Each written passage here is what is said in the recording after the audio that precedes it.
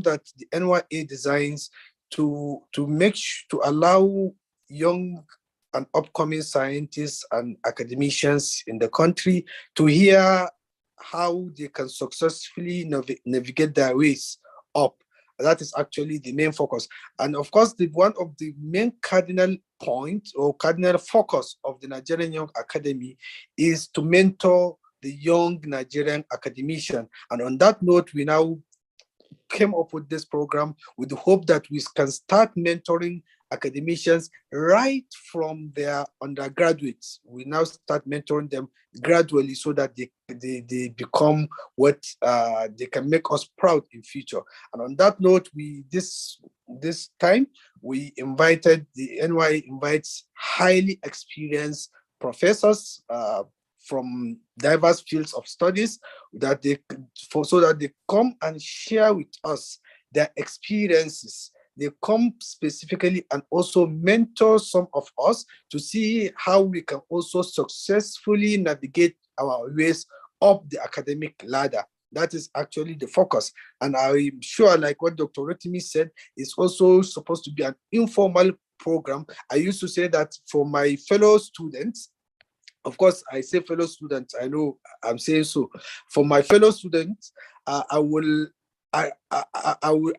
request you to kindly feel free once again, ask questions freely, as free as possible. Just keep asking questions as free as possible. Just assume that we are like in a football match, football maybe viewing center, watching Man U, Arsenal, Barcelona, Madrid, feeling free and asking questions. Just feel free that way.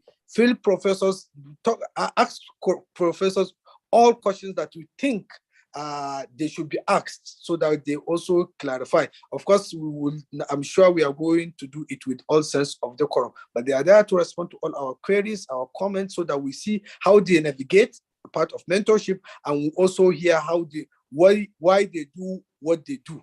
And I'm sure we learn ourselves, and through that we are going to be mentored. So I thank all of you for being with us, and of course to the professors here present, Professor Ozochukwu and Professor Daniel Akongai, and then Professor Ainde. We all thank you so much for being here. I'm sure the participants or the attendees are going to learn greatly from you. So thank you so much. Mentorship is one key thing that NY is focused, and that is what we are for. And I'm sure we are going to have a very memorable session. Thank you so much. Thank you very much, Mr. President, for the welcome address. So our theme for today's program is on mentorship. And like the president already said, we have very capable discussants on our panel.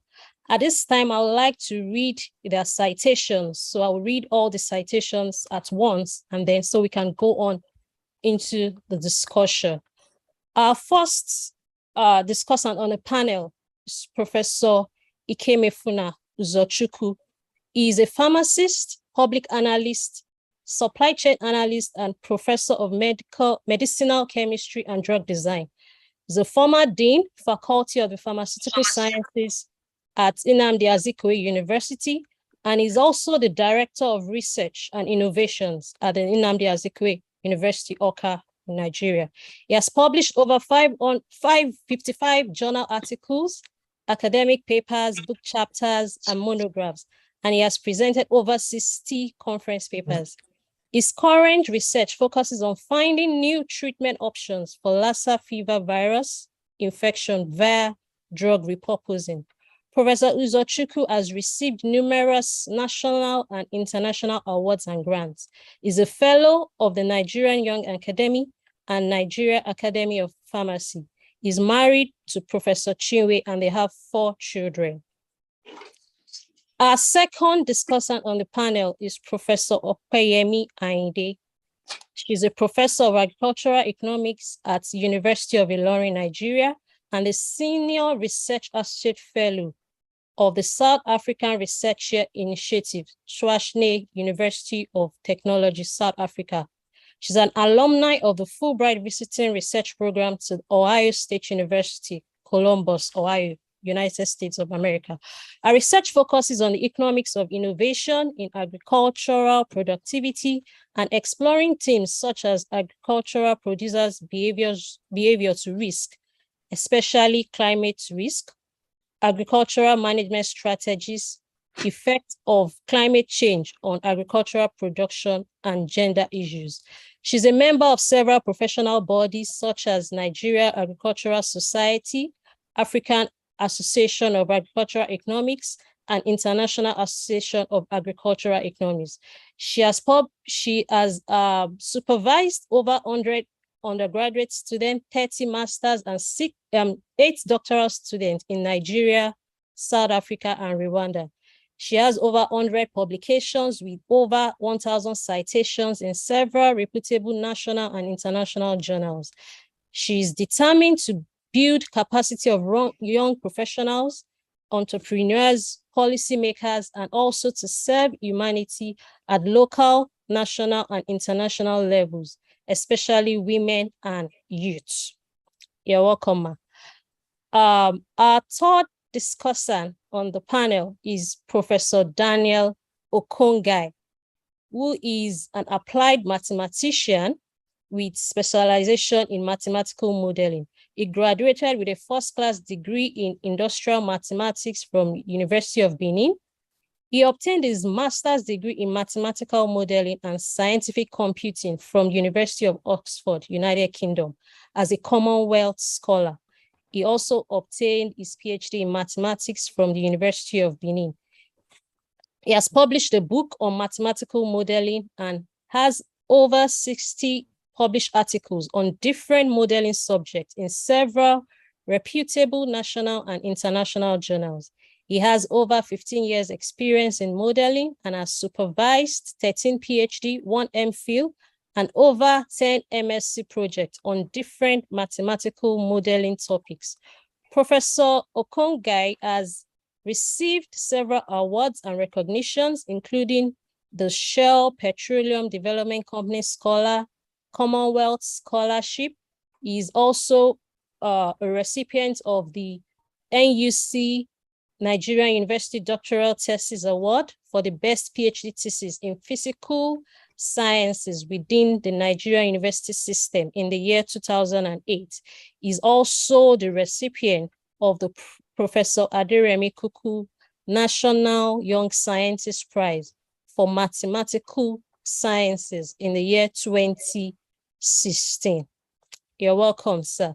So at this point, I would like to welcome Professor Uzochukwu, who will be taking us through mentorship as a key to career and professional development.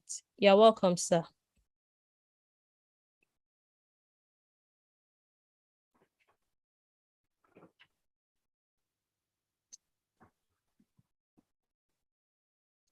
Professor Uzochukwu.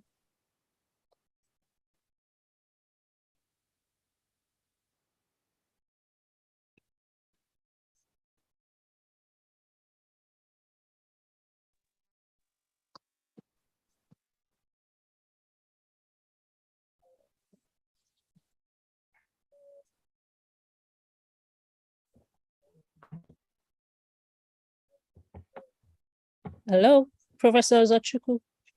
Are you there, sir? I don't think so. I think it's off. He has dropped up. Okay, I'd like to invite Professor Opeyemi Ayinde to take us now. She will be speaking to us on the roles and responsibility of mentors and mentees in a mentoring relationship. Prof. Ma.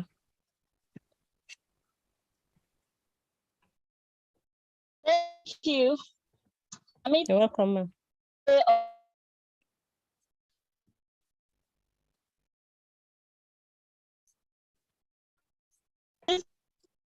I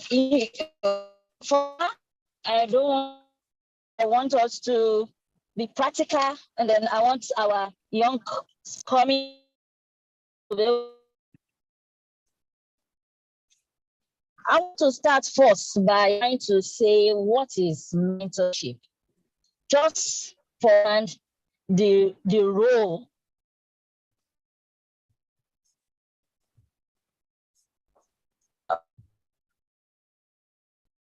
that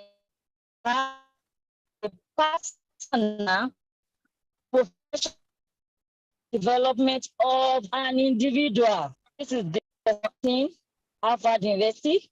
He wants further and it does not only stop at the role of voice roles, such as advising, supervising, counseling, and even encouraging.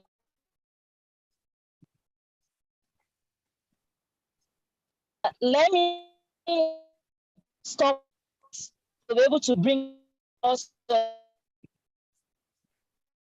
side. The fourth thing I'll put is a relationship. It's even different from we met in classroom, we talked, we are out, or I listen and I'm out. When we're talking of mentorship,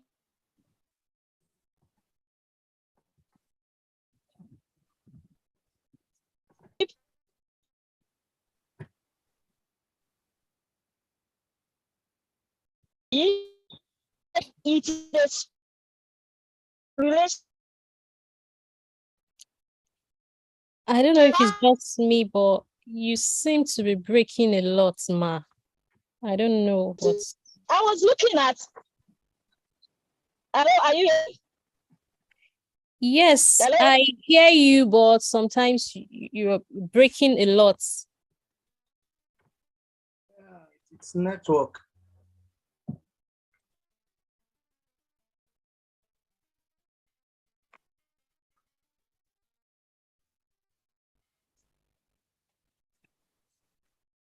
Professor Aide, Seems she dropped off.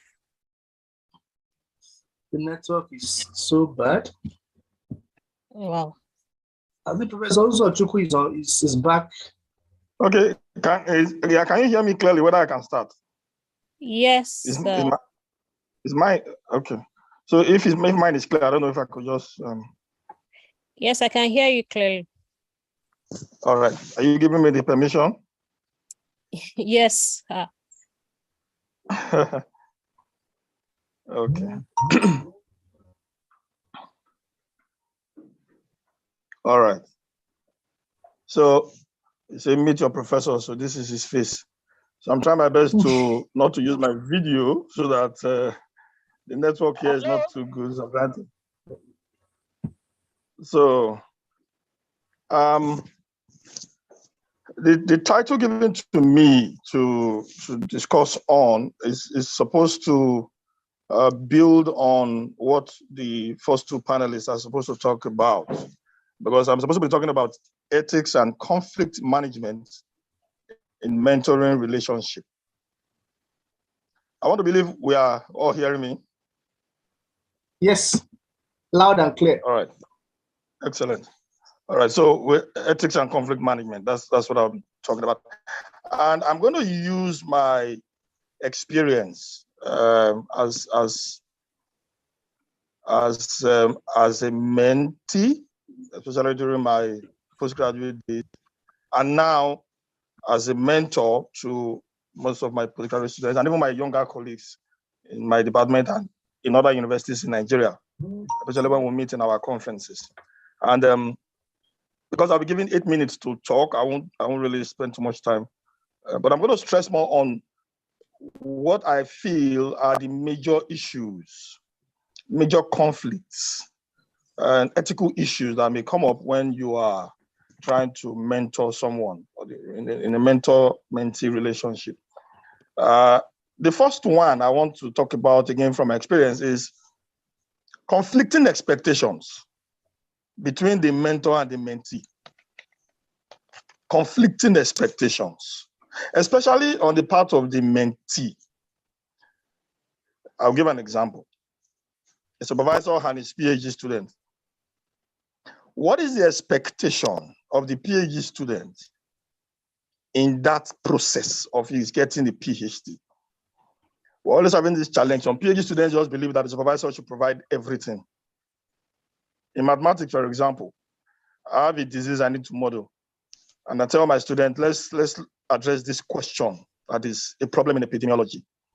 And we start. And you tell him, okay, try and see if you can get a survey. Maybe secondary data. Let's just see what is happening first.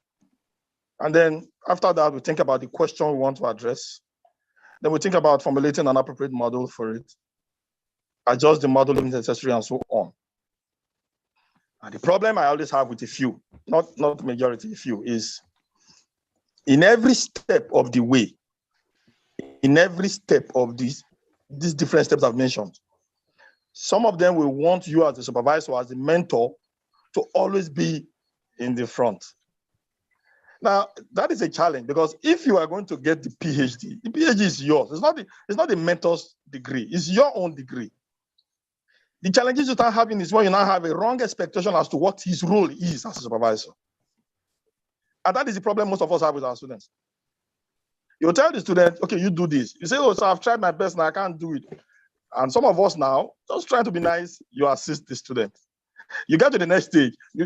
Oh, I can't do it, sir. Can you give me your code, your MATLAB code, your mathematical code? You start having problems. So expectation, when there are conflicting, expectations as to what you're supposed to do as a mentee, even as a mentor, you will have a problem. Even among colleagues, as a senior person, you could have a junior person as a mentor. The challenge you will not face is this. You tell a junior colleague, let us see if we can target 2 Scopus journals in a year. Let's see if we can target them. Let's work very hard. His expectation is that because you're already a professor, you will do all the writing and you will serve as the corresponding author. And when you tell the person, no, you can also be a corresponding author. And that is what I've done to most of my students. I've pushed them to be corresponding authors. I'll just lay back. And it has helped them. I'm going to give you 1 or 2 examples later in this talk. That's helped them. One of my students that I picked up many years ago when he started his work I'm not using that as a basis to judge anyone anyway, but I'm trying to put it in perspective as to when you push people in the right way, it yields good results. His RG score, ResearchGate, was about 3.5. And I was encouraging him on how to work very hard, publish well, target good journals, high impact journals, well-indexed journals. And he started listening. He started working. And at the moment, I think it's about 18 point something. All right. So that's for him. So the point I'm making is this: when a mentee has this erroneous view as to the expectations of his mentor, thinking that his mentor must lay down everything he must do in his project, there will be conflict. Another area of conflict in mentor-mentee relationship is the issue of personal relationship between them. Now, this can be affected by religious and cultural issues. I'll give an example.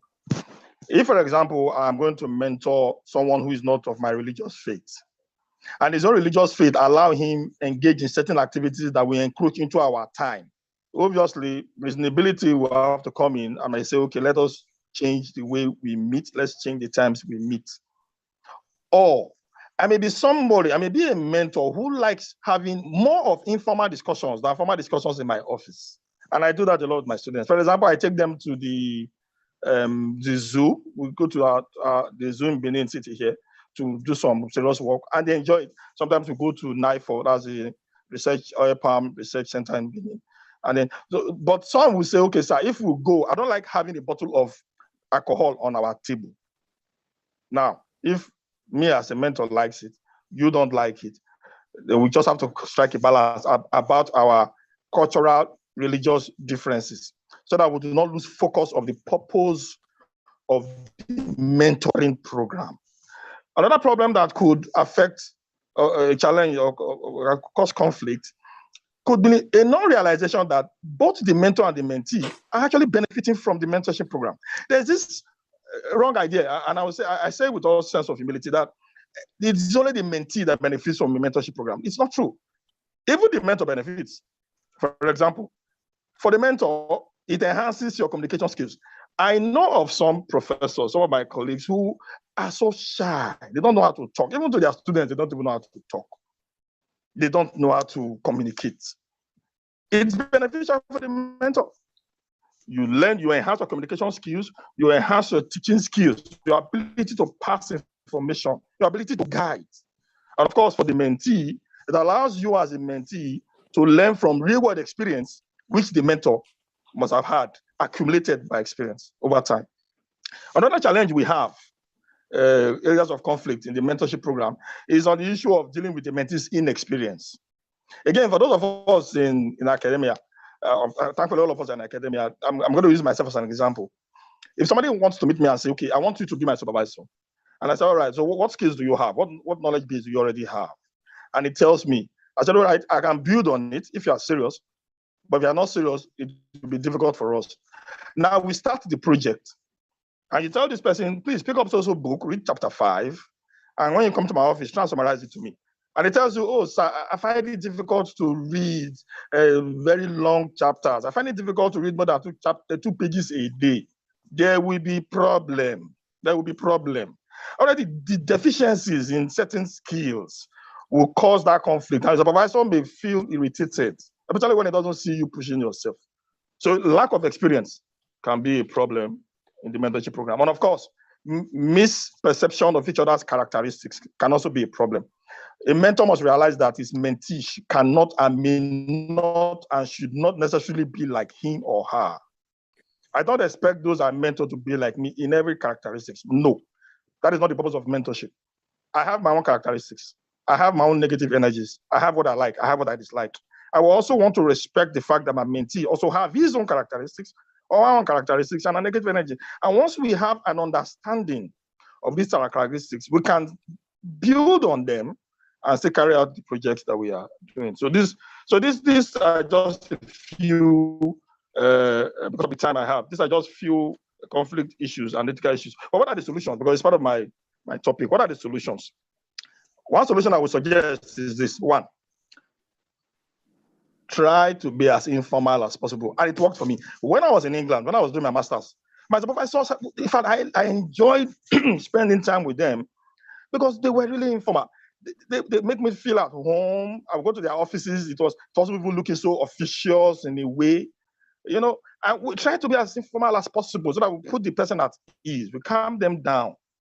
Of course, we will not take the informal nature to a ridiculous extent where we no longer know the difference between a mentor and a mentee. It is now becoming like a relationship. No. Informality simply means you try to calm the person down. Like the example I gave, it doesn't have to be in the office. You can just go down to an open place and have a discussion. So another solution that we can have is we should be flexible. There is nothing is cast on stone. And this is what I keep telling to all conferences I go to. I keep saying it. You will see people debating politicians and you will start getting yourself worried. Nothing is cast on stone. The 10 Commandments was still broken, the tablet. So since you know that nothing is cast on stone, it simply means you should be flexible. If I have a problem with my mentee, I try to reason with him, be flexible, and then address the issue and see how we can get around that issue without compromising the quality of the work. Another solution to managing conflict will be confidentiality. This is very key. If you have several people working under you, you try to be as confidential as possible because some of them will tell you things. At the point of my 13 PhDs, I read about 9 of them within the space of 3 years because we were working as a group. I had a research group and I still have that group in Benin. 2 of them are in Owerri. One came from the north and the others are in Benin. So we were working as a group and every fortnight they come to Benin and then we'll go out. They tell me their personal problems. Some of them are married. In fact, one of them is a grandmother. They tell me their personal problems and challenges. I don't share those with the other members of my group. I don't. We only discuss what is general about the group and laugh and play. But when it comes to personal issues that each of them are having, I don't share it with the group. I deal with them personally. And I think that helps build the confidence of your mentee. Otherwise, if you tell the other members of the group what the other person is having as a challenge, you could be lowering their self-esteem. So that's one way of also resolving conflicts. Another area is that you should set boundaries. Set boundaries. You have to make sure your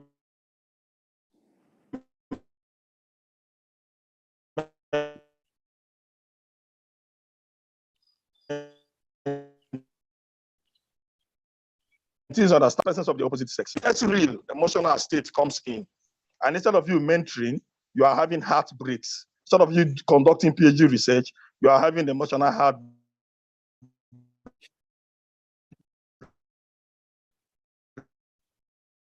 It seems I can't really hear Prof anymore.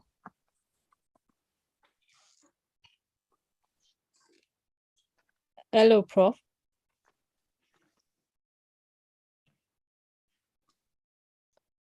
Can others still hear All him? because you have pushed your mentor. Oh, okay. I will not subscribe for someone of the opposite sex. Sir, you seem to be cutting off.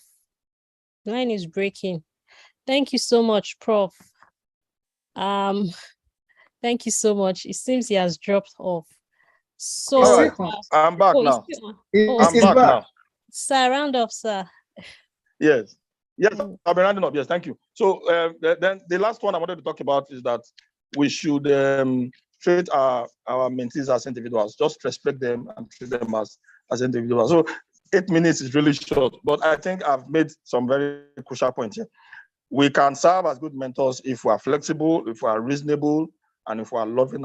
And we should set boundaries, and we know this will help our mentees to achieve most. Thank you very much. Thank you very much, sir. We've gotten some points, and we'll still take the discussion forward during the question time. At this time, I also like to welcome Professor Ayinde to take us on. We hope the network will cooperate this time around. You're welcome. I'm so sorry. I didn't even know that you were not hearing me. I was talking. Oh, I realized that someone else was talking. So, but I don't know where we stopped. I will just quickly summarize. I started talking about what is mentoring, and I can see my colleague at mentoring indirectly. And I said, I quoted Professor Anthony from Harvard University, in which he defined it as a relationship that enhances personal and professional development of an individual. I was trying to explain what that relationship by quoting another professor, Greenfield, that said it's not ordinary relationship. It's a relationship that brings results.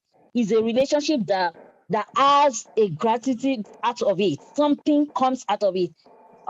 Sometimes we may be thinking it's an affair. No, it is a relationship, and it's a two-way relationship.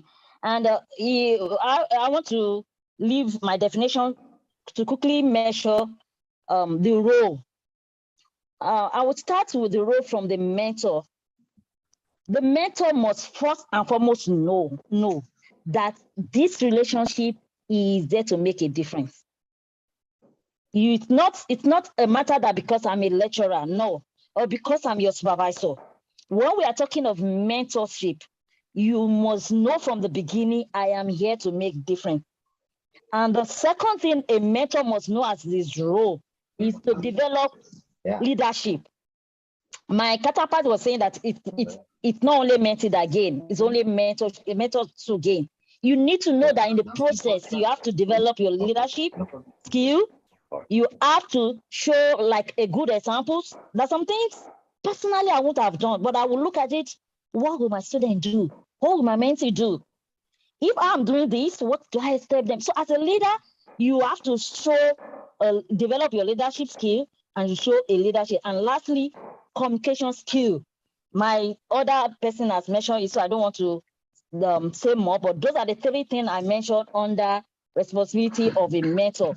And for mentee, I also put three things. The first thing is, it is his role, it is his work to put in the motivation. Most of time, the relationship they used to think, oh, it's my supervisor. Most of time, it's supervisor running after mentee. Such a relationship doesn't work that much, doesn't bring results. Mentee, the first thing when you know this person is my mentor, and I want to follow him, I want to achieve my goals through the person, you must be ready to make the motivation. Yes, I want to make a cross. Yes, sometimes the motivation leads to some other things we put in color affair. Let's be careful, but it is the role of the mentee. I want to put myself as an example. My supervisor was a model unto me when I was on PhD, Professor Omotesho, still alive. And most of the time I run after him when we're doing PhD. I go to his office. Oga, don't forget me. Oga, I want to see you. It is your own role too to motivate it. The second thing is mentee must take responsibility of the ownership. Nobody is forcing you to come and read. Nobody is forcing you to have a goal to become a professor. Nobody is forcing you to want to be an expert in your field, or you want to stand on the shoulder of the giants. I heard that from NYA, my first day in NYA, and since that time it has been meaning something to me. You want to stand on the shoulder of the giant to see the world and to be greater. It is nobody's goal. It is your goal. So you must first know that you have to own the ownership. You must know this relationship is for me and I have to make it work. And lastly is the responsibility. You must take responsibility. I don't want to mention more of it. My colleague has mentioned it in the thing was when he was trying to say what he should do. Don't leave your mentor to write the paper for you. Don't leave him to do this. So you must know it is your responsibility. I want to give an example of one of my students. I like him so well, but he doesn't really show time for the PhD, and he was spending years on the PhD. And I called him. I said, what is the problem? If you are not going to continue this, then let's terminate. He said, I don't understand. Okay, what don't you understand? Let's come around. If you don't understand this work, which research do you want to do? And it's working. Which area? What is your area? It's not compulsory you work in risk management like me. Just like the person said, take responsibility. What do you understand? What do you want to do? What is your area? What is your focus? And then let's move to it. He went away. After some time, he came back and he started saying something. That thing, personally, I don't really like it. Started talking of, because he works in an industry, we started talking of post-harvest. I don't really like it. But I told him, I said, look, take responsibility of it. What is the new thing you want to add to it? And I must confess to you, when he started taking responsibility, I want to tell you, the work changed. The direction of the work changed. In fact, sometimes I will say, come, what do you understand by this? I will have to go and read to even catch up with him. That is because he's taking responsibility of that work now, and he's doing better. So those three things, mentors should be ready. Mentors should be ready to make a difference as their role, to develop leadership, develop communication skill. Like my counterpart said, most of the time, we don't know how to express. In fact, I've learned a lot in this process of mentorship. I've been mentored by a lot of mentors, starting from Lauren down to South Africa to America. I have one of my mentors in America. The first problem we had together is communication. I mean real communication. You said the way you're speaking English, you say you have tonation. So I had to go and develop how to speak with him. So in my own turn to being a mentor, I have to develop how to speak. Even we that we are in the same, Yoruba, we are in the same Nigeria, there are ways you talk to people. Like me, I'm fast. I talk fast. Sometimes before I finish A, I thought people should know B. But my mentee made me to understand that it's not like that. So now I know when I'm speaking fast, I calm down. I know, oh, you don't understand what I said. So you need to develop that communication skill as a mentor. That is your role, that's your responsibility. And so also mentee, just to summarize it, take ownership of it, take responsibility of it, and be the motivator. And I want to quickly round it up. We have said a lot of things before when people were not listening, when I didn't know people were not listening. I want to just mention this out, that professionally, mentors should be ready to help the mentee. Ready to remove obstacles. Yes, it's not your goal, but still you want to make a difference. ready to lay the foundation for them, ready to lay the ladder for them to climb to where they're going to. Most of the time, my mentors, my supervisor helped me a lot.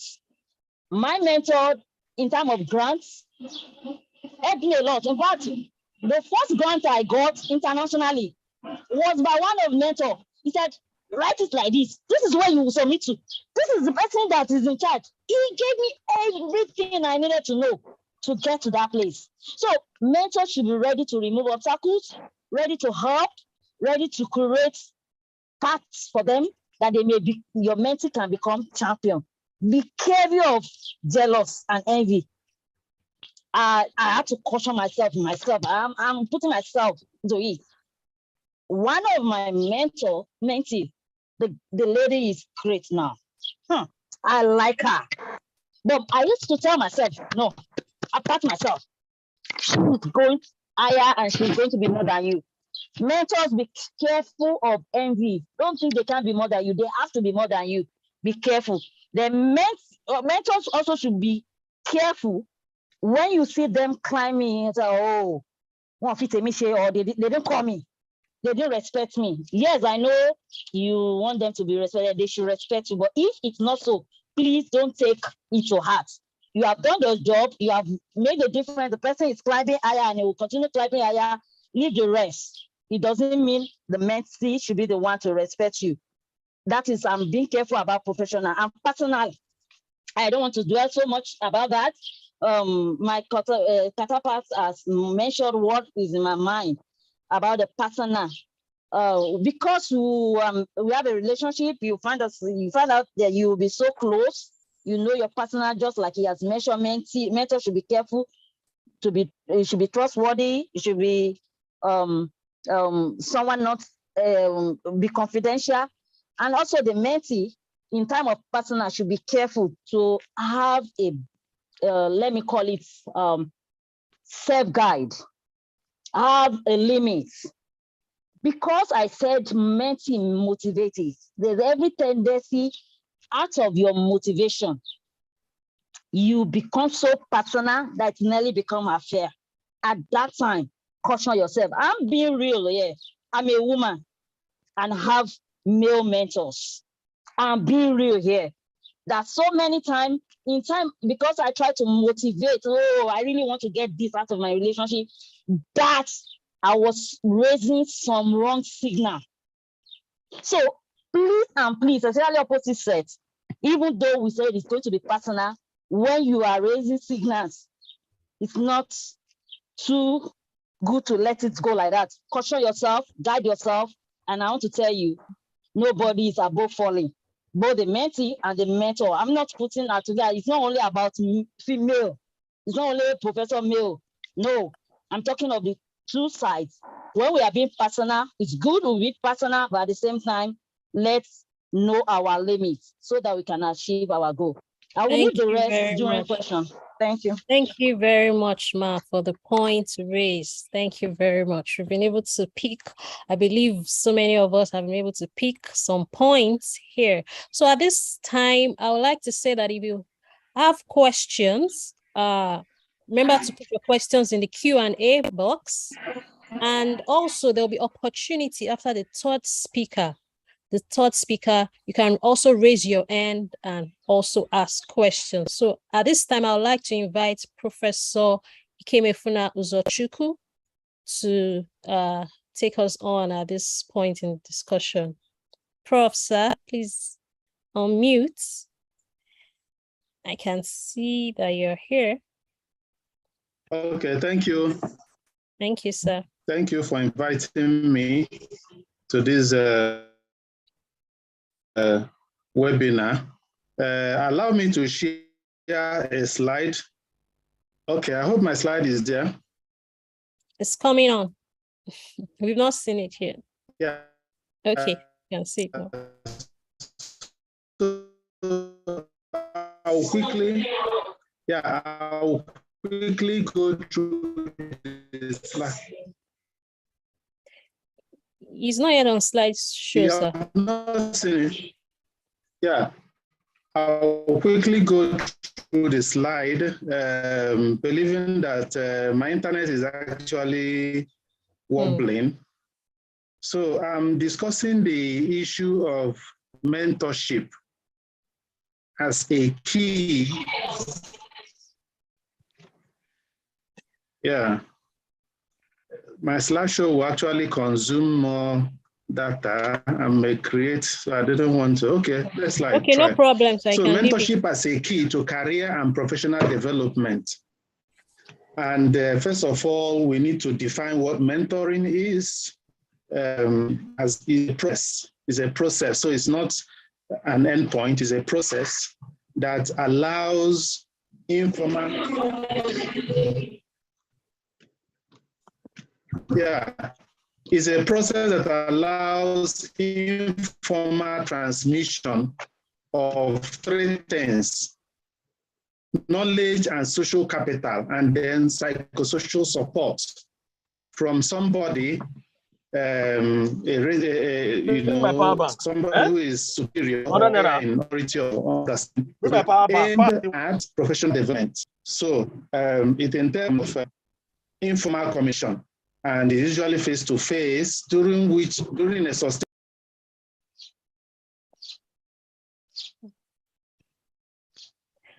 Looks like we have lost Prof.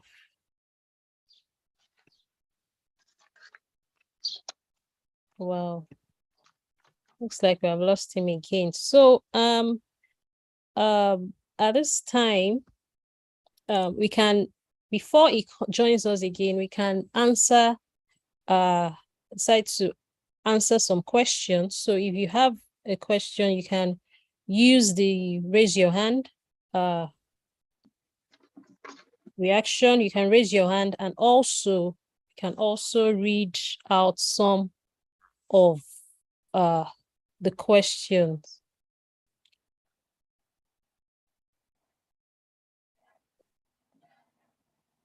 I don't know, is Prof back?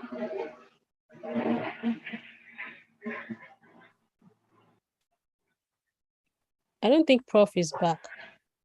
So I would like to ask some of our panelists some of the questions we have before we go on. So a question here from an anonymous attendee says, how can mentees maintain relationship with his or a mentor, especially when distance is a barrier?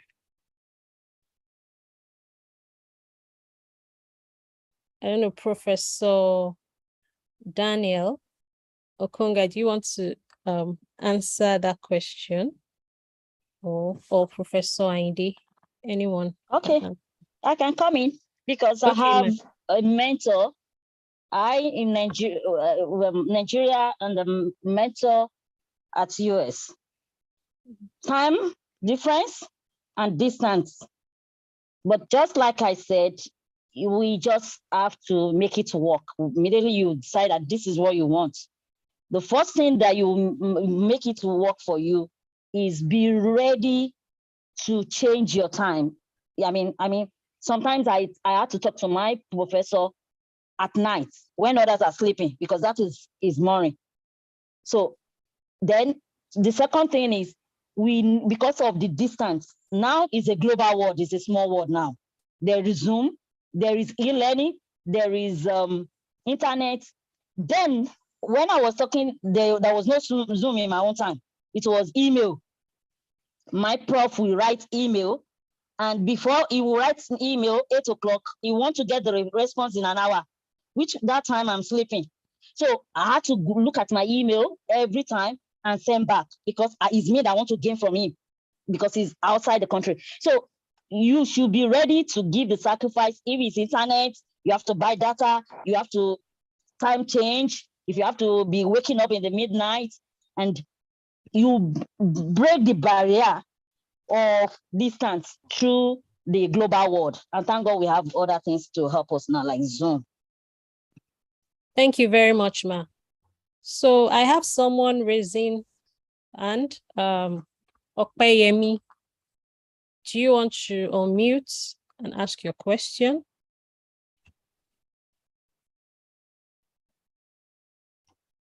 Okay.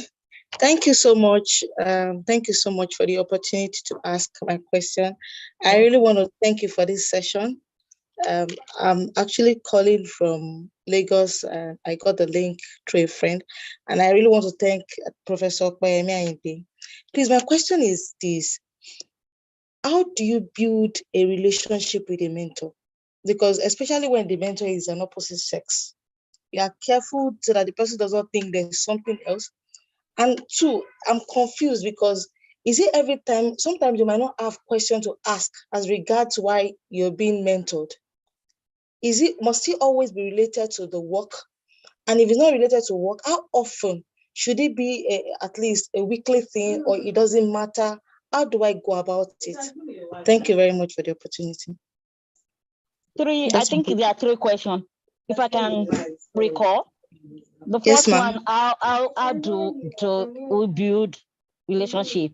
The second Yes, ma'am. one is, must that be a goal? And then how Yes. often?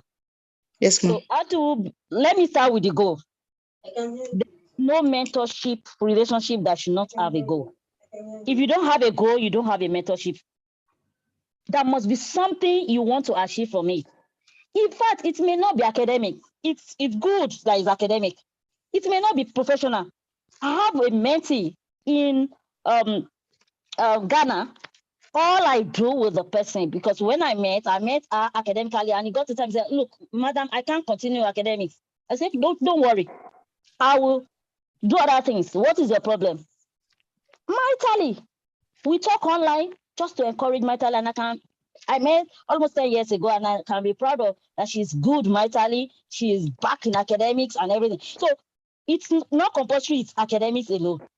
There must be something you want to get from a mentor. If that mentor you can't get anything from it, you don't have a goal, you don't need to be in the relationship. If there's nothing that is modeling for you, whether it's a good grant writer, good publication, networking, you know, people that you can use, or maritally, or physically, or emotionally. If there's nothing you want to gain, then please forget that relationship. It's not compulsory. So there must be a goal. Then number two, I'll go back to the first one. How do you have a relationship? That is, now you have to have a goal.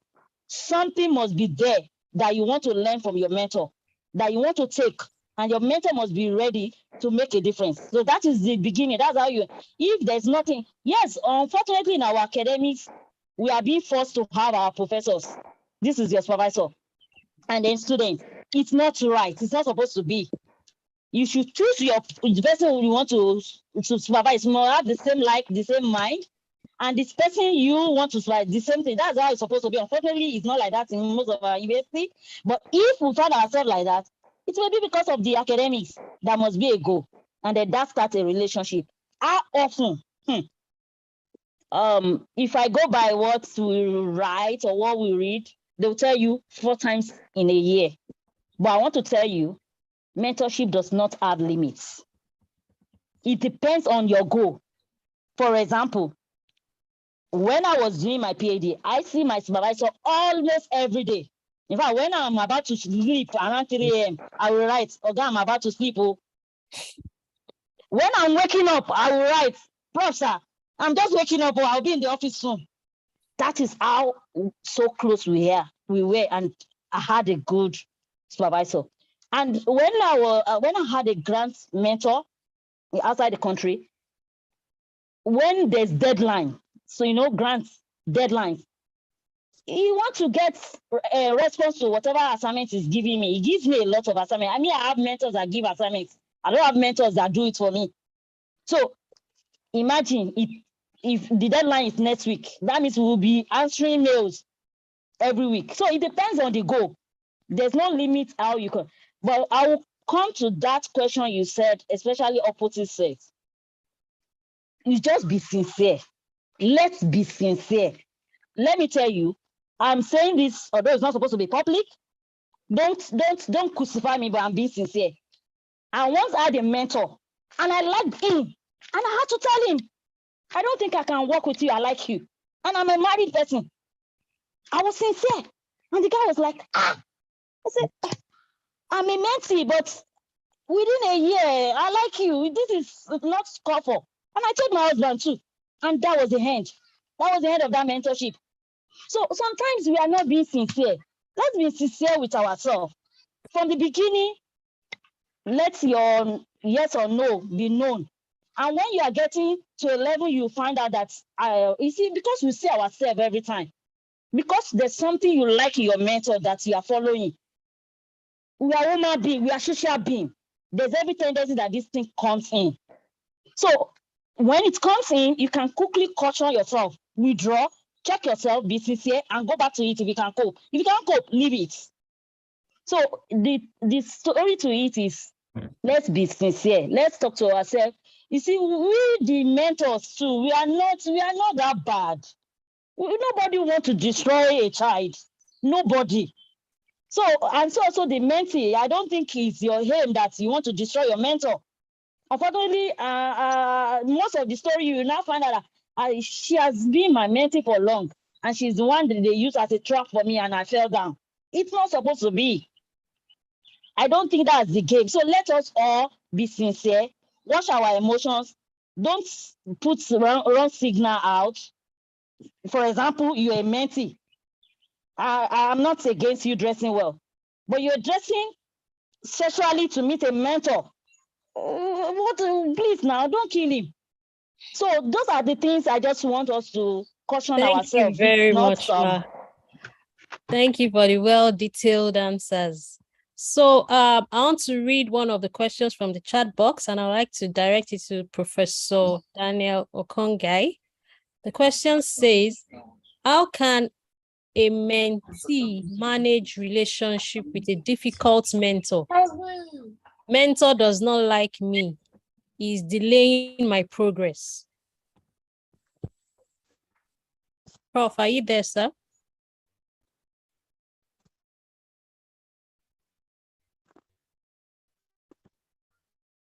All right, can you hear me? Yes, sir. Yeah, because I was trying to get a strong location. Okay. So the question is about, how can a mentee manage relationship with a difficult mentor? In brackets, mentor does not like me. He's delaying my progress. Yeah, so the question is, so the point is, why does it not like you? You know, you see, mentorship doesn't mean pretending. That's what I keep telling people. It doesn't mean I'll start pretending, all because you are working with me. It doesn't mean I will pretend. So the question is, why does it not like me? And again, if the mentor want to be sincere, sorry, the mentee want to be sincere, the mentee should understand the cause of the problem between the mentee and the mentor. Now, this issue of it doesn't want my progress. That one is a matter that we have always been having, an issue we have always been having in this country. Myself and late Professor Jeremy Kuku, that's the problem he had. People were saying he doesn't supervise people in Nigeria. He's only supervising people outside the country and so on and so forth. But the problem was, the people who want to supervise in Nigeria, they are not ready to work as hard as he wants. And it's your choice. It's your choice. The mentee must be a leader, like what Professor Ayinde said. He's the leader. He tries to guide you. But the question now is, what is your own response to the guidance that he's producing?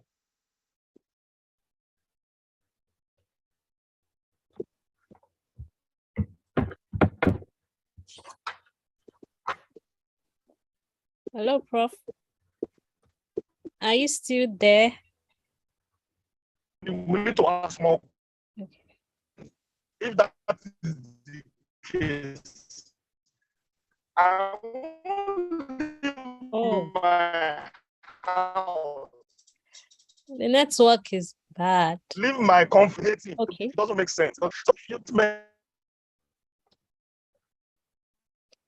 Oh, terrible, terrible network. Okay, let's call one of those raising their hands. Kennedy Akudo. Would you like to ask your question? Kennedy, you can unmute. All right, thank you very much for the privilege to ask my question. Am I being heard? Yes, we can hear you. All right. I sent a message to one of the chat rooms, but there was no response.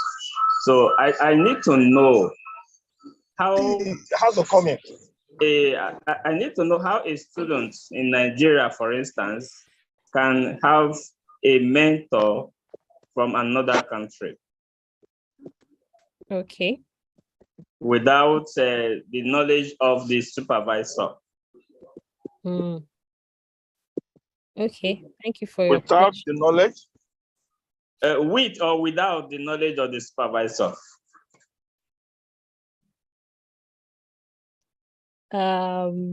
Okay, I'm not sure who wants to respond.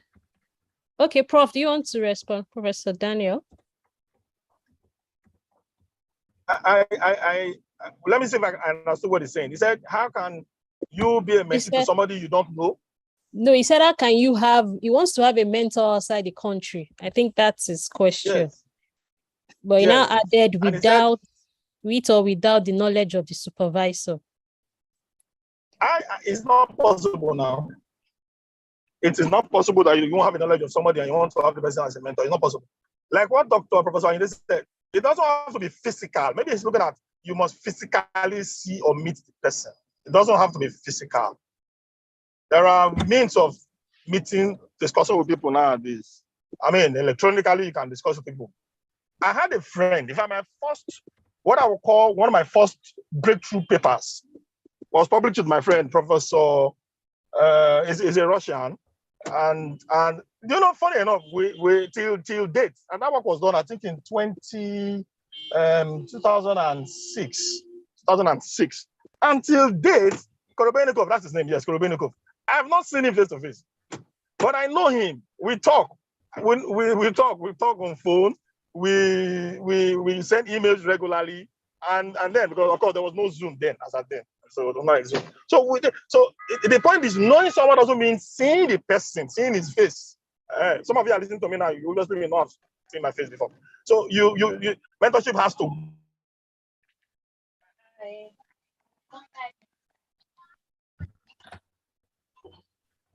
go beyond just seeing someone's face. You must know the person's attitude. You must sense the person's love for you. It's like that. So even if the person, but that you won't know the person, no, you must have the knowledge. You must know who he is. I know Korobeniko's family. We discussed about family. I know it was my mentor at the beginning after my master's degree in Oxford. You know, so and we discussed. We talk about family. We talk about things. When I was sick, he showed concern, sent me things when I was ill. He has not seen my face before. So it's important. You have to develop some kind of relationship with him, even if you can't see the person. Thank you very much, Prof. So I'll also like to call, there's another person who has raised their hand, Olanike. Olanike, do you want to unmute?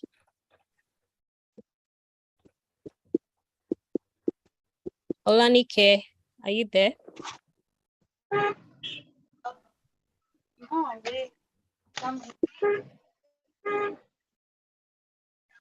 Hello, can you hear me? This is Olanike. Yes, please go ahead. Good evening. My name is Dr. Olanike, and I want to appreciate the speakers. Before I ask my question, I want to repeat the last question that was answered. It wasn't the question that was asked that was answered. The question that was asked was, can one choose a mentor without the knowledge of one's advisor? Can I choose a mentor without my supervisor knowing about it? Can I have another mentor outside my supervisor? That was the question. Then my own question now is, how do you want a mentor? Can you just walk to someone and say, I want you to mentor me? Can you just walk to someone and tell the person, please, I want you to mentor me? Or someone you've not met before and you write about this profile? Can you just mail the person that, please, can I be mentored by you? Because I realize that mentorship is very genuine. And I fall a victim of having no mentor or not serious mentorship. because Thank without a good mentorship, one cannot work far, especially in career. So Thank you. what I want to know is that can you walk to someone or someone you've read his profile or her profile and mail the person, please, can I be mentored by you? Or if you see the person physically, please, can you mentor me? Okay, thank you for your question. So I want to add, there are other questions in the chat box that is also related to this question. How can someone choose a mentor? And then there's another one, what are the qualities to look out for in a mentor? Actually, one of our speakers that was having connection issues was supposed to address that. I don't know if he's back, Professor Uzochukwu. I'm trying to look out for him. Oh, I can't see him here. So I wouldn't know whether Professor Uzochukwu, are you there? Oh, okay. Professor Daniel, do you want to address the question? Sorry, I didn't hear the question because my network was breaking. But I think I got the first part. I didn't get the second part. The first part, he said, can you have a mentor outside the country without the knowledge of your supervisor? Is that the question now? I didn't get it the first time. The initial question.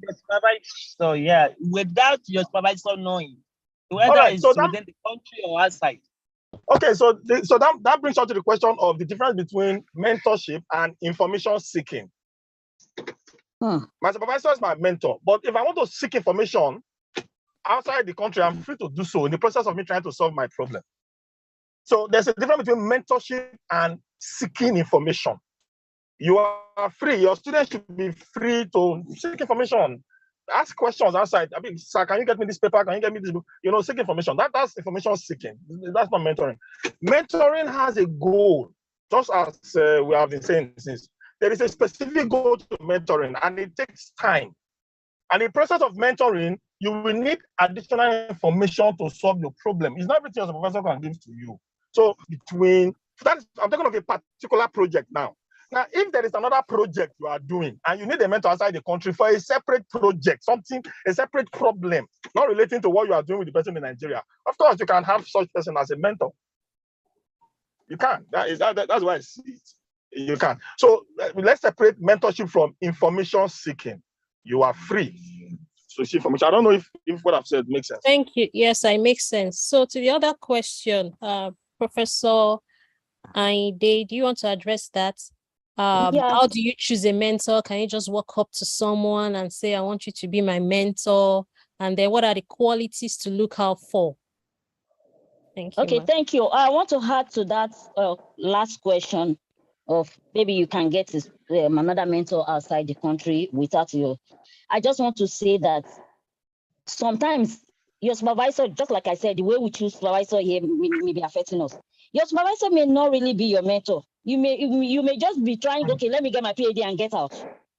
If that is the case and you want another mentor, you can do it, but be careful of conflict. As long as you are still doing PhD under that supervisor, respect the supervisor rights he has. You can tell him. And if you feel you don't want to tell him or her, please finish your PhD, then you can take your time to go and do that. That means your supervisor is not your mentor. So it won't be fine, a supervisor, because it will be having conflict. For example, if you say, go and put A plus B, and your new mentor in overseas saying, it's C plus D, you will be thinking your supervisor told me it's not knowing anything, and there'll be conflict. So be careful of that.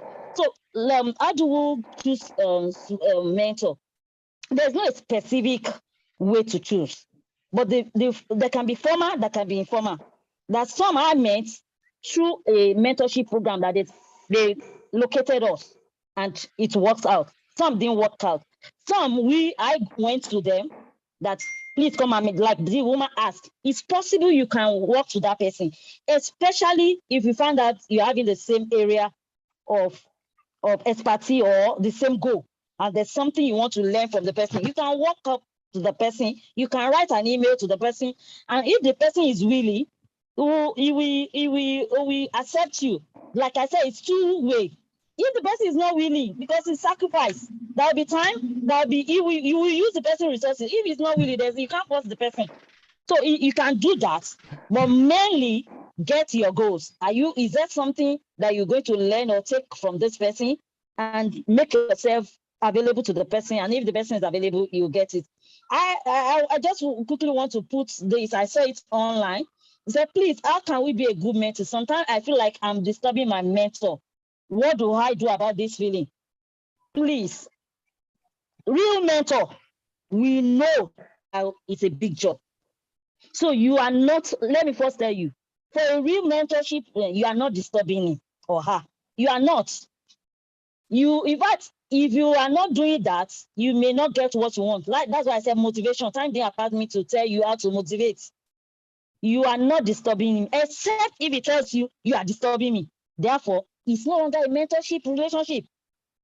But if the person knows he's making it, I used to tell my mentees, don't be tired of disturbing me. If I don't answer you, like one person wanted to get my attention yesterday, he sent WhatsApp, he called, and the next thing, he started saying recording. And immediately I knew that I needed to leave everything and attend to her. You are not disturbing, please, except the person say you are disturbing. And if that is the case, he is not ready to sacrifice for you the resources. Time is resources. The things he has, networking to tell you, go and meet this person, give you a letter. I use the name of my supervisor to get some things. I am from Professor Motesho. I was in a workshop in US last week. And as I was talking and that person, I said, oh, do you know Professor Mario? He is one of my mentors. And the person said, yeah, I know. And that was the beginning. So you need to use the resources, you need to use that time so you are not disturbing your mentor anyhow. Just thank you very continue much. Doing your work. Thank you very much, Ma, for the answers. So I need to say here that please, let's put our questions in the Q&A, not in the chat box, please. Where people are there to answer questions in Q&A. They are not looking at the chat box. So please put your questions in the Q&A. Thank you. I need to call another person, Overcomer. Please, you can unmute and ask your question. Overcomer.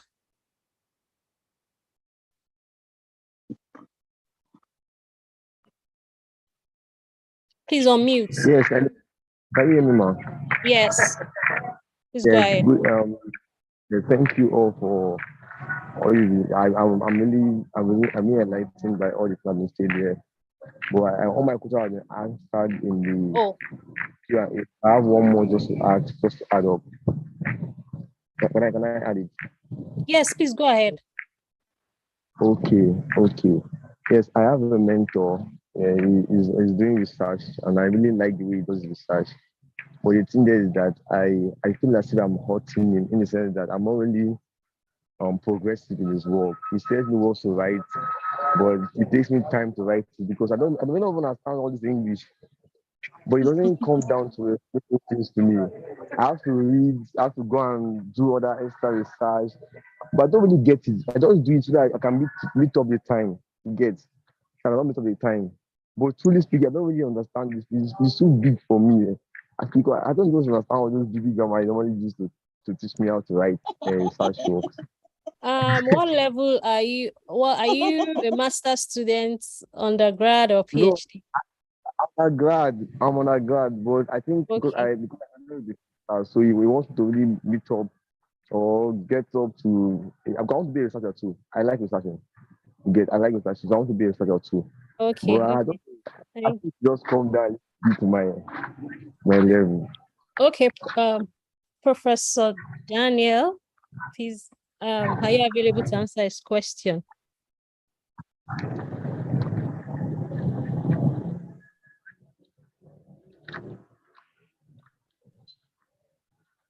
Can I quickly say something? Yes, ma. Go ahead. So this one to you. I'm laughing because I've been like that before. I had one mentor. I was like, always, can I get this man? Can I write like him? The best way is get the people he's mentoring. You say you're undergraduate, maybe it's masters, someone that is above you. Go under them, learn from them. That was what I did.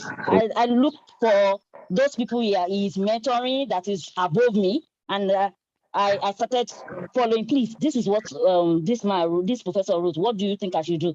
So please, if it's a bit too big for you, just quickly go under the people that are under him, so you can get to him. I like your curiousness to meet up with him. I'm so happy for such a young chap doing that. But the best way is, please, go to the younger ones. Like, for example, I'm a professor now. I have PhD students. I have master students. I have undergraduates. Most of the time, I make my undergraduate to relate with my PhD students. So do something like that. So they may be a bit in your loan level in terms of the languages you are talking about. Thank you. Thank you so much, Ma. Prof, sir, do you want to add anything? I can't hear from Prof. Okay, so I'll call another person raising her hand. Ogunlade Oluwakemi.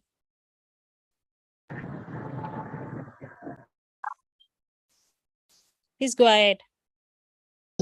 Good evening. Good evening. I want to appreciate the organizers of this webinar. It's really helpful. I would like to ask, like, is it normal for a project supervisor to give a project student a topic and just tell the student that and give her a time frame, like just bring chapter 1 to 3 without really explaining what this thing is all about, what the project is all about? Hello. Okay. Is that all? Yes, and if you find yourself in such situation, what can you do if it's not normal? All right. Okay. Professor Daniel, are you still there? I can't see Prof anymore. Ma, it seems you be the one to answer the question. In the world of academics, it is not supposed to be like that. You will, you're supposed to develop your students to be able to know what you want to do and get this topic. But you find out that we do it, especially in Nigeria, because sometimes we don't have a way out. Okay, I have this topic, come and do. So I'm not blaming us for doing it. I will only encourage, because sometimes even the student will tell you, is there anything?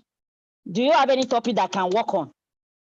So if it's happening like that, please don't, because when you start seeing it as a problem, you will not be able to achieve. If you find yourself like that, please put in your best. But the best way is develop the young ones, what's their ability. What do they want to do? What is your interest? Then let them form the topic by themselves. But I want to tell you a secret that I used to do. Because I have interest, I want to work on risk management. So most of the time I try to tune them to that. That is, I'm sorry, it's wrong, but that is where my my strength is. So, and as many that tune themselves to it, they get so much well. But what I do, those that are not tuning themselves, I leave them to do whatever they want to do. So it's not a bad thing, but it's not the best. Okay, thank you so much. Thank you so much, Ma. So it's not, so I'm not sure what someone in that situation, what would you advise her to do? Should she just go in Nigeria context? Yes. In Nigeria context, if your supervisor gives you the topic, you can't say you're not doing it. But in the real academic world, you can. So even in Nigeria context, what I will tell you to do is go along, be faithful. In the process of it, you will locate your own passion. But in the real academic world, in the international world, you tell your supervisor, I'm not doing that. And you have your way. In fact, you can change your supervisor. But in Nigeria context, I don't think. So I will advise the person to continue and then be faithful with it. You will locate your passion in the process. Thank you so much, Ma. Okay, so there are I like to, so if you still have questions, you can raise your hand. We still have some time, but I'd like to read questions in the chat box. So one is, can one have, I think this question has been answered, can one have a mentor outside his or her field of specialization? And the other one is it necessary for your PhD supervisor to be your mentor? And what of the situation where supervisor don't carry students along? Maybe person that's right, except your research work. Professor Daniel, I'm calling out to you again. Are you there? Yeah, okay. Sorry. Yeah. Yes, the network was really disturbing, so I wasn't following some of the stuff. Okay, but did you hear the question I read out? No. So can we come up, please? Just. I didn't get. No, I didn't get it. That was breaking. Okay. Yes, repeat it. Okay. It was breaking. Can one have a mentor outside his or her field or specialization? Then is it possible that one can advance in a field and do well without having a mentor? Then, okay. Go ahead. Yes. Yes, like we said, mentorship has a goal. I may decide that I want somebody to mentor me on how to manage my marriage. That's the problem. It doesn't have to be academic. I may decide. I'm a professor, but I may decide I need somebody to mentor me on the way I'm handling my marriage. I may decide that I need a mentor on how to take care of my children.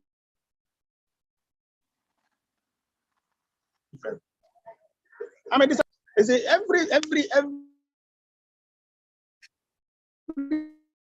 aspect of life.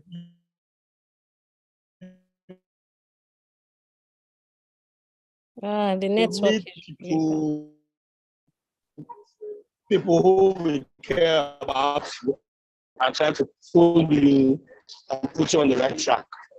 Our work. Can you hear me? Even outside our work, the mentee had issues. And I found out that I would not be in the position to be of help to her. So I recommended her to someone who would be of help to mentor her. Because I'm a mentor in a particular field doesn't mean I become a mentor in all areas.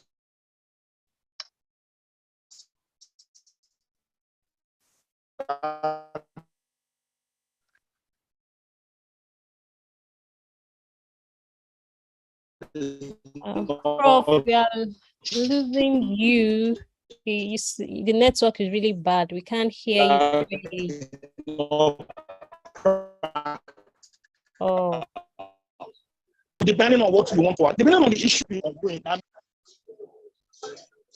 you hear me now? Yes, I can hear you now, but it seems to be breaking a lot. Yeah, it's because of the weather. Yes, really bad. Can you? Yes, I can hear you now. Okay, so let me just wrap up what I was saying. So like I said, one person cannot mentor you in every area of life. I mean, you could be doing a research with somebody and is mentoring you in that area. And you have other issues. The person should be humble enough to tell you, I can direct you to someone who could mentor you. You could have 5 mentors at the same time of doing different things. It doesn't have to be about your PhD or MSc or undergraduate work. Okay? Thank you so much, sir. So like... so you just have to have a goal set in mind as to what you want to achieve. Yeah. Yes. Thank you, sir. Thank you so much, sir. So you need to have a goal. I think Professor Ainde mentioned earlier, for example, you want to write grants and you know somebody has a lot of grants. You can decide, oh, I want you to mentor me on grants writing. So that's, you can have several mentors. Okay, so the other question I'd like to read out, Professor Ainde, please, you can answer this. I think we've answered that. Is it necessary for someone, PhD supervisor, to be your mentor? We've already answered that. Then it says, what of the situation where supervisor doesn't carry students along except your research work? I'm not sure I get that question clearly. Clearly. Okay, let me just mention So we have mentioned that, two of us have been saying it. It's not necessary. Okay, let me say it may be necessary, but it's not sufficient that your supervisor is just your mentor. Like I said, sometimes the way you were forced on him to supervise by university system. There was nothing in common. There was no goal in common. So it would be like, let me finish my work and me pay for it and get your PhD and go. That may not be relationship. So don't blame such a supervisor. But another thing is, the person mentioned research. Maybe your supervisor is writing well and is not putting your name. Check yourself. What are you also doing? Are you also ready to learn how to write, to learn how to properly? I have different mentees. I have some people, they are good, they want to write. Some people, if you push them, go and write. In fact, they will tell you, Mommy, I don't want to write. In that case, what can you do? So check yourself. Are you sure you yourself are putting yourself in a position you want to learn how to write? Like we said, you don't expect him to be writing your name. And if you put yourself in a position to write publication, do research, and is not involving you, then you don't have a relationship. It's not your mentor. Look for another mentor. Get your PhD. Get a mentor somewhere else. But as long as you're having your PhD, please. I used to tell people, respect your supervisor. They have the power. My supervisor has my power. So please, as long as you're under him, do whatever you do. Get your PhD. Thank you. Thank you so much, Ma. Thank you so much, Ma. So I think I can still take a question. Monday Abel, you're raising your hand, please. You can unmute. Monday Abel. All right, good evening. Please, can you hear me, please? Yes, please go ahead. All right, I want to say thanks to the organizer of this program. I think I've benefited a lot, but narrowing it down to the context of Nigeria about mentorship, it's a long journey, I must have to say, because one of the encounters I have is that sometimes, like the last speaker just reacted to a question, there are rudiments to writing articles that is going to be accepted in most of these well-indexed journals. And if you don't understand those principles or those patterns or the way you ought to write, you find it difficult. While I was growing up in my early stage in academics, I encountered this problem. Nobody could guide me. Nobody could lead me into it. And in fact, after I wrote my first 3 papers and it was turned down, I felt discouraged because the supervisor were not always available. And you know the Nigerian system, they're always loaded with works, loaded with other students. And so when would they have the time to sit down to tell you, hey, before you write, there must be a connection between one statement and another statement. But I had an opportunity to meet someone out of the country who introduced me to some series of webinars. I must tell you, I burned data, but I don't know if young people will be ready to follow through this process. And it took time because you need to learn. You need to spend outside. If you're waiting for supervisor to come mentor you, give you the time. Like now, ASU is on strike. Everybody is at home. The supervisor themselves, they are not happy. They need psychological happiness for them to even impact you.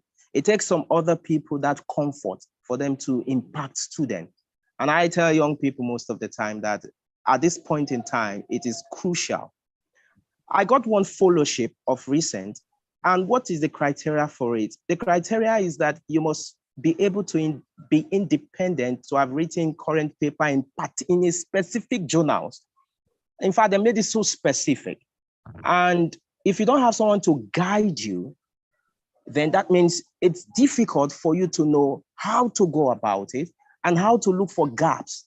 A lot of young researchers don't try to review certain topics before they go writing.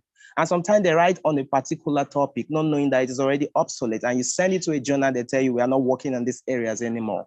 And I think those are the areas supervisors should sit down with their students and force their students, go read on papers, come up with gaps, because students don't understand this. And at times, supervisor gives students the area of their own interest so that they'll be able to at least model students within that area, because that's what that's where they are working on. But most of the time, students don't find it so passionate to work on what the supervisor is working on. They want to work on their own, but yet they still lack the willpower to go on making very intense review, to be able to know new gaps, to be able to fill those gaps. So I think in our own system, I don't know, it all boils down to leadership too, because if the professors, if the doctors, the senior lecturers are not psychologically happy and stable, I don't know the fate of the younger generation, because they'll always be meeting the block. They'll always be meeting the walls, because it's going to be really, really, really difficult. And I don't know. And so I think on my own aspect is that the supervisors have a lot to play, because if they don't show these younger ones the guidelines to move, they may not just see it. And they may just keep getting rejection, get 1 or 2 rejection, you will not have the passion to write again. Thank you very much. Thank you very much for your contribution. So that wasn't a question, but a contribution. I'd like to call Olusegun Ezekiel. Olusegun, you can unmute, please. Yeah, good afternoon, everyone. Good afternoon. Please go ahead with your question. Yeah, I appreciate the presenter. Yeah, my question is this. According to the last speaker, the experience of how to write new topics or going about it, how maybe if this organizer of this webinar can tell towards such, so that some people can enjoy the understanding how to write a publishable paper or a what do we call it? A good paper that can be a research, a good. Or you want us to discuss how to write publications? Yes. How to go about writing? Oh, that would be that might be a theme for another webinar. Yes, the focus of this webinar is strictly on mentoring. Do you have any other question, or that's all? Then are we going to have certificate for this webinar? I think if you it has been a series, it's going to be a series. So I think if you attend maybe 3 or 4, I'm not sure, you would be able to get a certificate. All right. Yes. Okay, we'll be on lookout. Thanks. Thank you too. Yeah. Okay, so I think we do not have, I can't see any other hands up, and we have addressed the questions in the Q&A. So I would want to, at this time, invite speakers for their last words or any other concluding remarks. I think it's only Professor Ayinde that is here. Other discussants in the network is not helping at all. So I can I will use the question I can see on the chat, even though you said they should not use chat for question, but it's there. Oh, okay. To make my remark, the person said, being a God has many bad effects. How should a mentee manage a mentoring where the mentor is already playing the roles of God? God will help all we mentors. Amen. I tell you, I park myself sometimes at the back. Be careful. You are missing it. You see, we are all human beings. There's every tendency, especially when mentor is achieving and the mentee are getting it up, it can enter into us as a mentor as if it's our power, forgetting that time and chance happening to all, it is God. So I will first appeal to all mentors not to play the roles of God. And then I will appeal to the mentee. If you find yourself in such a situation, just being humble. There's this every tendency you want to say, I will kill it. What's wrong with this man? He expect me to come and take authority even when I'm the head of the department because he's my mentor. Just be humble. Do it. At a time, you will get through it. Just continue being. I used to tell my people, I can't throw my supervisor away. because I don't want my student to throw me away. So what you don't want to do, or you don't want others to do, one day a mentee will become a mentor. Don't do it to the mentor. So just be humble and take time. And that leads me to the remarking. Yeah. This mentor and mentorship thing, there's no one-way story to it. We learn as we continue. We will know how to do it as we continue. I was telling someone, I went to a workshop last week. It's like I've never been to a workshop. What they were doing now in my experts was just different. Was just, initially I became like a dumb, as if I didn't know anything.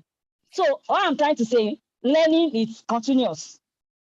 So I would admonish us as a closing that mentee, mentor, continue learning.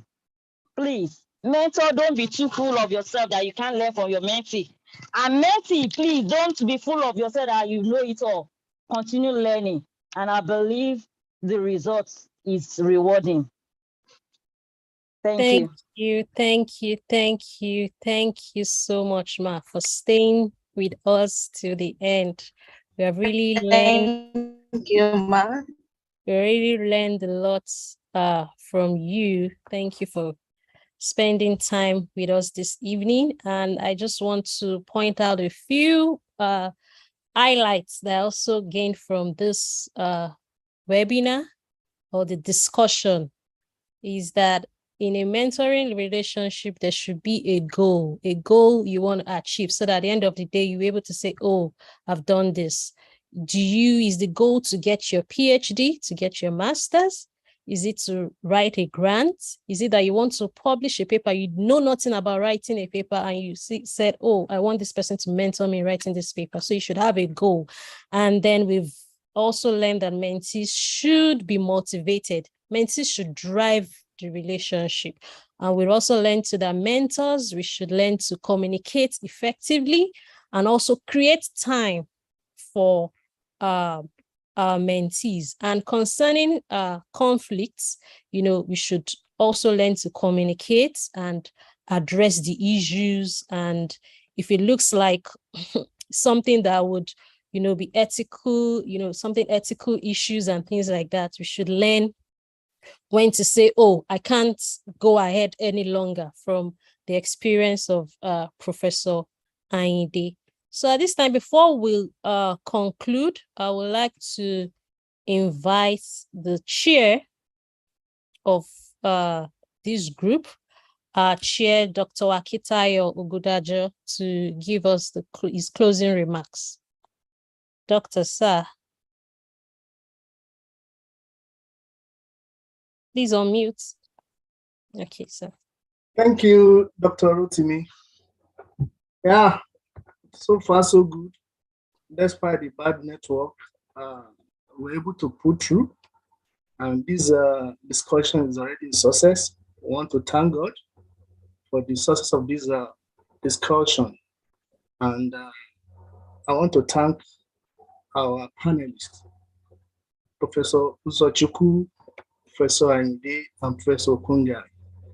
Thank you for honoring our invitation. And we also want to thank you for you've done justice to that topic. And honestly, we have learned a lot. At a point in time in life, every one of us will have to stand on the shoulder of the giants to see afar, to see their goals. Therefore, the place of mentorship cannot be overemphasized. So once more, we want to thank you for that delivery. And anytime we come on you again for this discussion, please, we would like you to honor our invitation again. Once again, thank you. You are indeed a mentor, because everything you have shared with us here today is not what you can see in a book. It's because of the experience that you have gathered over the year, and thank you for pouring it on in us. Thank you so much once again. And I also want to thank our participants. Thank you for your patience. Thank you for being part of this. And I'm very sure that you have picked one thing or the other that will help you, even in the advancement of your career and your profession. Please, all those points, please just hold it there to your heart. Somebody said that where there is no purpose, abuse is inevitable. A relationship that does not have a goal is a waste.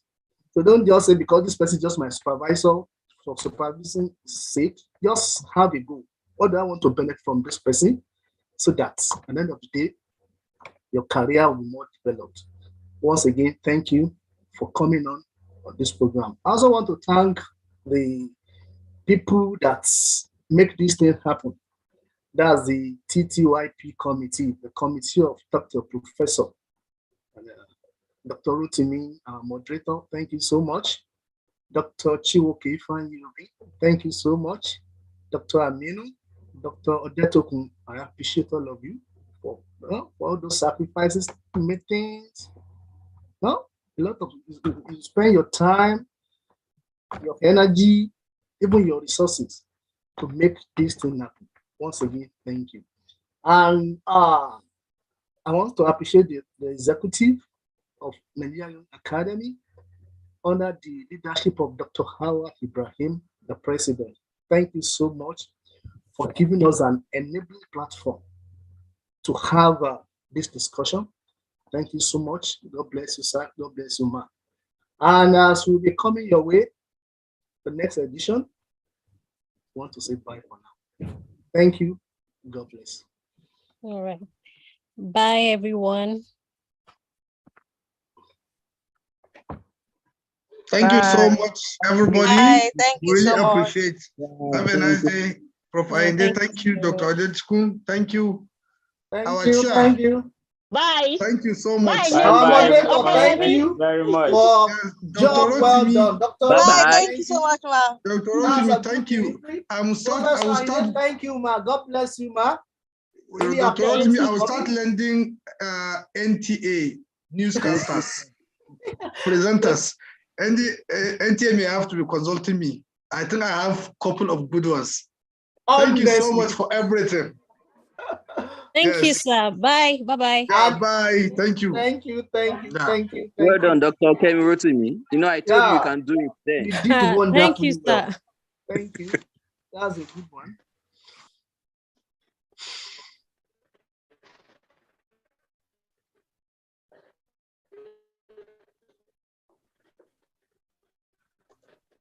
Moderator, well done. Great work.